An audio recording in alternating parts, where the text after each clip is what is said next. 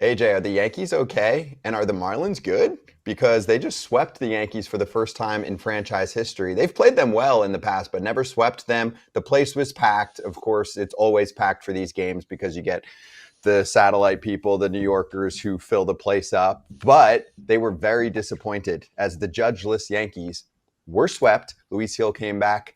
Didn't matter. Jazz Chisholm made a little base running flub, although he said he would do it again.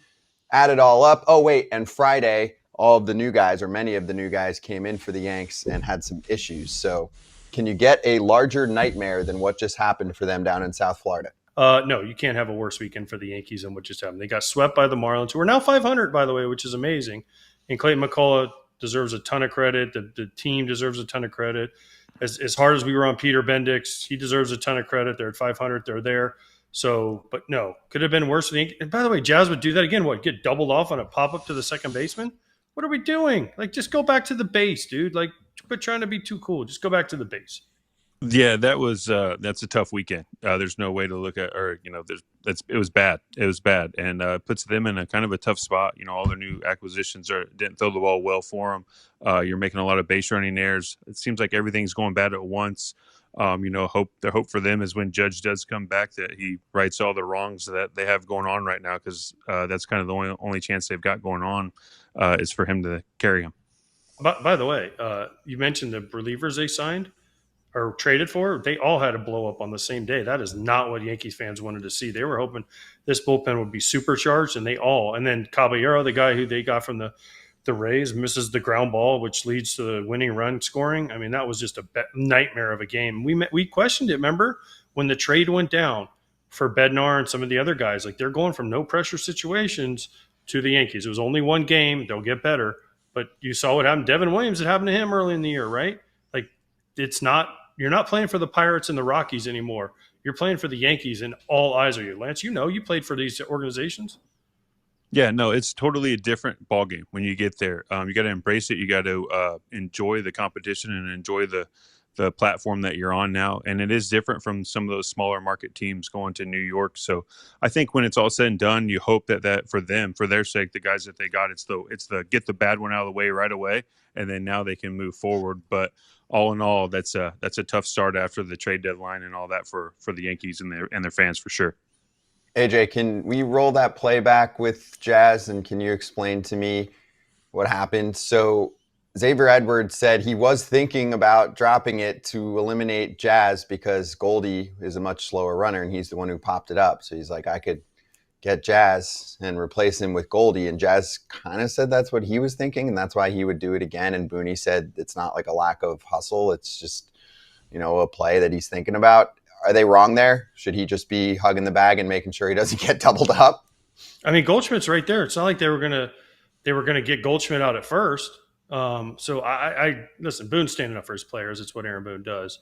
But my thing is Goldie's not a guy that doesn't hustle. Goldie runs the ball out, and he was right there at first base. So, and Lance played with him. He knows he's not going to not hustle. He was right there. So, yeah, that was the excuse they used. But, I mean, dude, just go back to the base, because if he does drop that, Goldschmidt can steal bases too. It's not like Goldschmidt's some base clogger. It's not me, right? Goldschmidt can get on there and score from first on a double, especially in Miami. So, I don't know. I think that was an excuse they used, but he should have just been one step off the base. If he drops it on purpose, first of all, on that turf, it's going to bounce so high. Maybe Jazz can make it anyways, but you can't be far enough off where it's even close.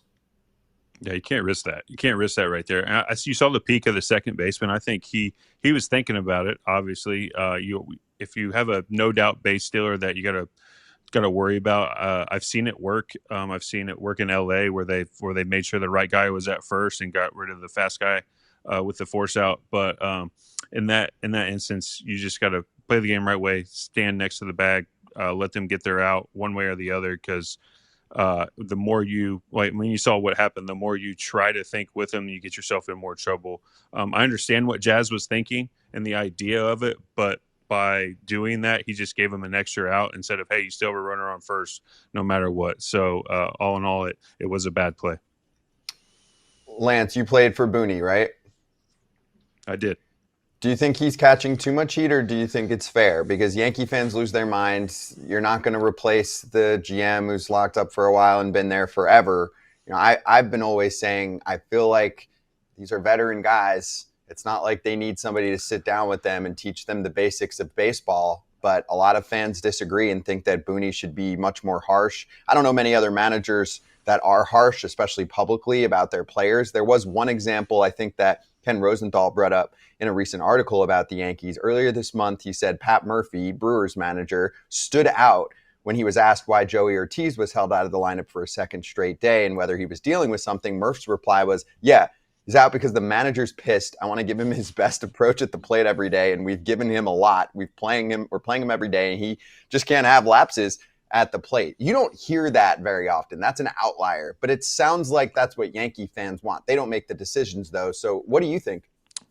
I here's the thing: is Boone's if it needs to be addressed, he is addressing it.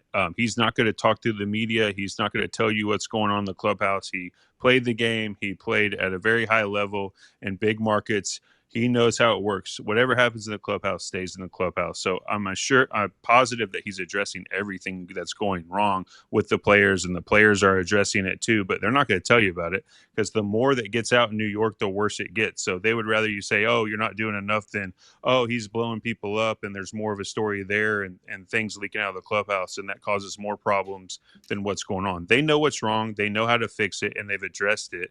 But the problem with the fans and media and all that, they want to know what's said and how it was said. And we all know from the best clubhouses we've been in, they stay in-house, and no one knows what's going on, and you write it yourself. Yeah, it's a big difference in market too, AJ. I mean, Murph is saying his thing out in Milwaukee. Booney says anything, it's getting a lot of coverage. No, agreed. And listen, we also saw Boone grab the first base coach. I forget who the first base coach is there, but he grabbed the first base coach and was like, Travis Chapman was like, kind of gave him an earful on the camera. So I don't know. Listen, I don't mind this. Listen, no manager nowadays. There's no Ozzie Guillens left in the world where they just come out and shred guys, right? There's no Tommy Lasordas and all those guys that used to just kill guys. They just kind of go with the flow, and everything is positive because they don't want to make it into bigger things, and they have their conversations quietly in their office when no one's around, and that's fine. That's the way it is. That's the way, because we don't want, we don't need everything aired, all our dirty laundry aired. But I think in this case, Boone protected his player. They came up with a reason, and it's what they came up with, and that's what they said. But it can't happen again. AJ, I'm on my phone right now in Arena Club, and I'm looking at the Emerald slab packs, and I see in the Grail a Bobby Witt Jr. 2020 Bowman Chrome Prospect Auto Gold Refractor card. Give me that. Give me your phone. I'm gonna get you to you got to buy that to me. I don't have it. I thought you had it. Get a slab pack. No, I don't have that. Then give me your slab pack. That card's worth. You buy me slab pack, Scott, so I can get the Bobby Witt Jr. Gold Refractor 2020 Bowman Chrome Auto, because that sounds awesome. And it's worth a lot. It's worth a lot. He's a stud. He's not going down. Get a Grail. I want a Grail, Scott. Give me the Holy Grail. You do it. To do that, you must get yourself a slab pack in Arena Club. Or if you want to get it for a friend, you can do that too. And right now, you can get 20% off your first slab pack or your first card purchase. If you're going on there and you're just like, hey, I want a specific card. I find it there. I want to grab it for my showroom. arenaclub.com/foul and use the code FOUL. Are you worried that this team could miss the playoffs, AJ? They need Judge back quickly. They're behind the Red Sox. Let's not forget, the Red Sox passed them.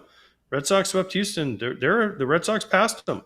And for all the kudos we gave the Yankees and non-kudos we gave the Red Sox are ahead of the Yankees right now, which are also behind the Jays. Let's not forget the Jays are in first place. Yeah, our buddy Cameron Maybin, who's on this show, Lance, said, just thinking out loud, it's actually possible they missed the playoffs. Or is it actually possible? At some point, you are who you are. Shaky D, hittable rotation, no speed on the bases, homer or best offense, way too many blunders, just my inner thoughts speaking out loud. Jeter on Fox the other day kind of blasted him too and said they have to clean it up, no excuses. Yeah, no, I think everybody's right here.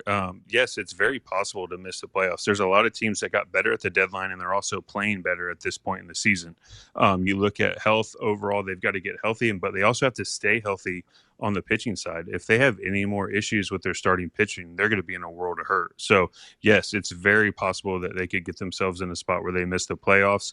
I think if you look at the team as a whole, you don't see that happening, but if certain things don't go their way, it's going to be a tough fight for them. I mean, you look at they're third in their division right now, and there's other teams creeping up in the wild card too.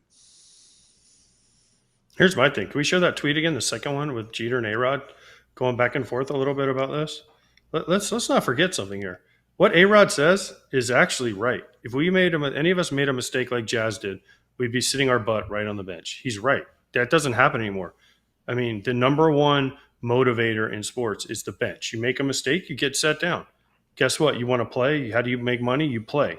And if you don't get to play because you make stupid mistakes, you go sit on the bench, and then you can't make money because you can't play. And I agree with what they said here. Like, they have to clean this up. What did the Dodgers say after they beat the Yankees in the World Series last year? We knew they were going to make mistakes. All we had to do was put the ball in play and keep the pressure on them, and they were going to make mistakes. Well, this is what we're seeing now this last week or so. The Yankees are making mistakes, and they need to clean it up if they want to go deep into the postseason. Now, their home runs and some of the things they've been able to do have covered up some of these during the regular season, but in the postseason, they're magnified, and we're starting to see some cracks already.